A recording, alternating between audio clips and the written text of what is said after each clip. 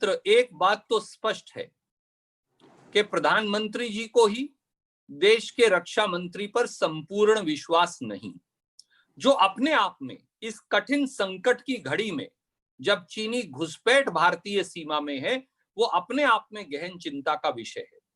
पर उससे भी ज्यादा गहन चिंता का विषय है कि देश के रक्षा मंत्री ये कहते हैं कि भारत चीन वार्ता के हल की कोई गारंटी नहीं।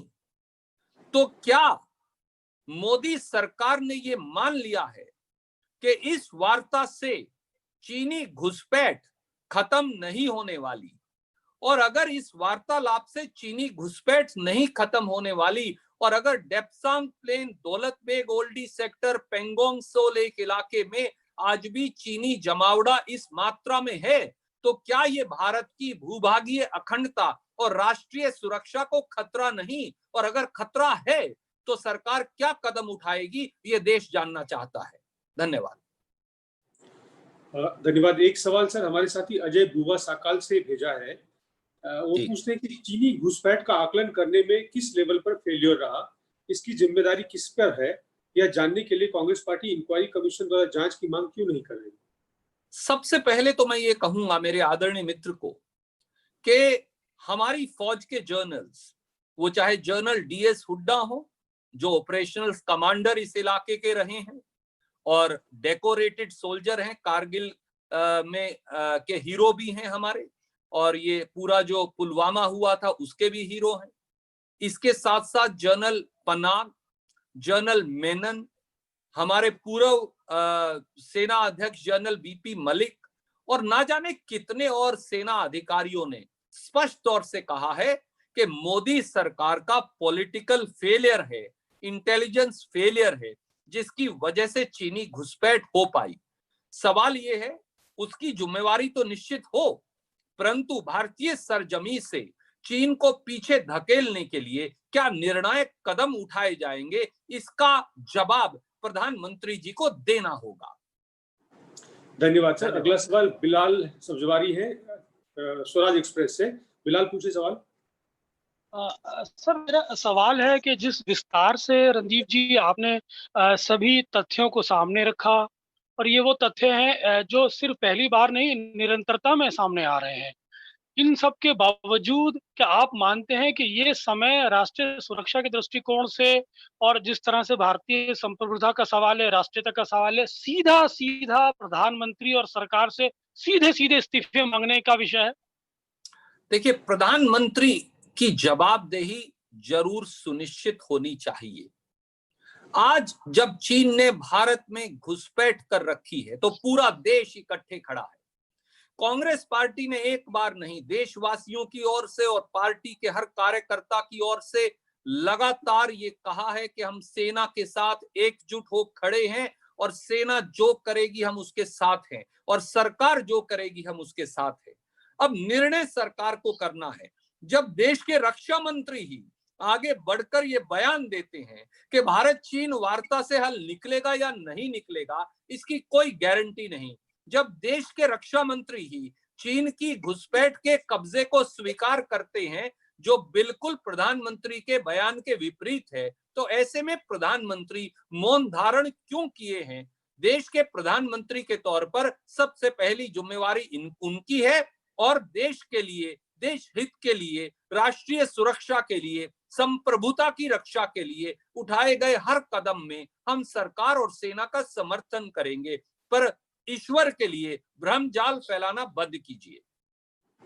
धन्यवाद सर। 2-3 सवाल अन्य मुद्दों पर मैं फ्लोर ओपन करता हूं। उमा शंकर जी एनडीटीवी इंडिया से पूछना चाहते हैं। उमा शंकर जी। मेरा सवाल राजस्थान में जो लाइन ऑफ एक्चुअल कंट्रोल को लेकर परसेप्शन में जो डिफरेंस है उससे जुड़ा हुआ है।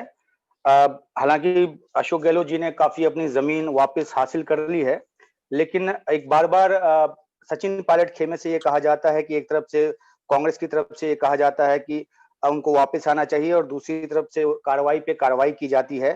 तो क्या कोई बातचीत का कोई जरिया खुला हुआ है या रास्ते बंद हो चुके हैं? पार्टी हाईकमान का क्या इस पे सोच है और कांग्रेस पार्टी किस तरह से आगे बढ़ रही है इस परसेप्शन को, डिफरेंस ऑफ परसेप्शन को खत्म करने के लिए? आदरणीय मित्र, 2-3 तथ्य बड़े साफ हैं। नंबर 1, कांग्रेस पार्टी के पास बहुमत है और कांग्रेस पार्टी के बहुमत को आज राजस्थान में भारतीय जनता पार्टी के जो विधानसभा में नेतागण हैं राठौड़ जी और जो उनके राजस्थान में भाजपा अध्यक्ष हैं पूनिया जी, दोनों ने स्वीकारा है। दोनों अब पीछे हटकर ये कह रहे हैं कि भाजपा तो राष्ट्रपति शासन की मांग ही नहीं कर रही। भाजपा ने तो अब ये भी बयान दे दिया आगे बढ़कर, घबराकर, ये बहुमत संपूर्ण देखकर कि कांग्रेस की सरकार को, बड़ी अजीबोगरीब है, कांग्रेस की सरकार को विधानसभा बुलाकर विश्वास मत नहीं लेना चाहिए।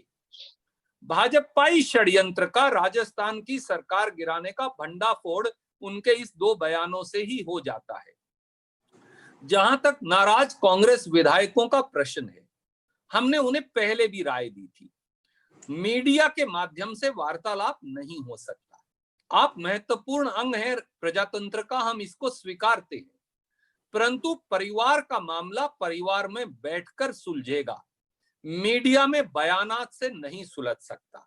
और तीसरी बात, सचिन पायलट जी और उनके विधायकों को भाजपा की मेहमान नवाजी अस्वीकार करनी चाहिए।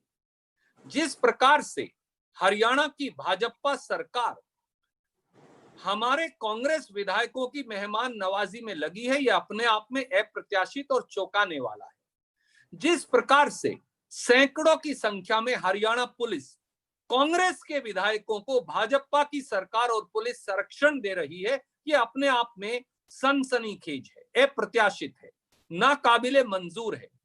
जिस प्रकार से भाजपा से संबंधित वकील साहिबान कांग्रेस विधायकों का पक्ष रखने के लिए आतुर हैं, ये अपने आप में कहीं ना कहीं किसी ना किसी चीज की ओर इशारा करता है। इसलिए मेरा एक बार फिर, अगर वो मीडिया के माध्यम से ही बात करना चाहते हैं तो अनुरोध है, बड़ी विनम्रता से और सादा तरीके से, परिवार की बात परिवार में होगी, वो मीडिया के माध्यम से नहीं हो सकती। अगर आपकी कोई बात है तो परिवार में वापस आकर आप परिवार के अंदर वो बात रख सकते हैं। धन्यवाद। आपने एक छोटा सा सप्लीमेंट्री, आपने ये बात मीडिया के अलावा भी उनको कम्युनिकेट करने की कोशिश की है, पायलट खेमे को?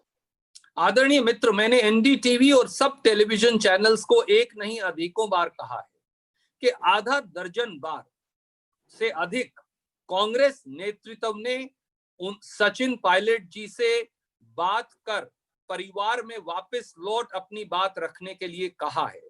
इसके साथ साथ कांग्रेस कार्य समिति के 2 वरिष्ठ सदस्यों ने 8 बार श्री सचिन पायलट से बात की है और कांग्रेस के संगठन प्रभारी महासचिव श्री केसी वेणुगोपाल जी ने 2 से 3 बार सचिन पायलट जी से यह अनुरोध किया है। अब यह निर्णय उन्हें लेना है कि क्या उन्हें भारतीय जनता पार्टी के मायाजाल और षड्यंत्र में फंसना है, जो राजस्थान के जनमत से चुनी हुई सरकार को गिराना चाहती है भाजपा, या फिर परिवार में बैठकर अगर कोई वैचारिक मतभेद है तो उसे सुलझाना है। धन्यवाद। Can we wind up?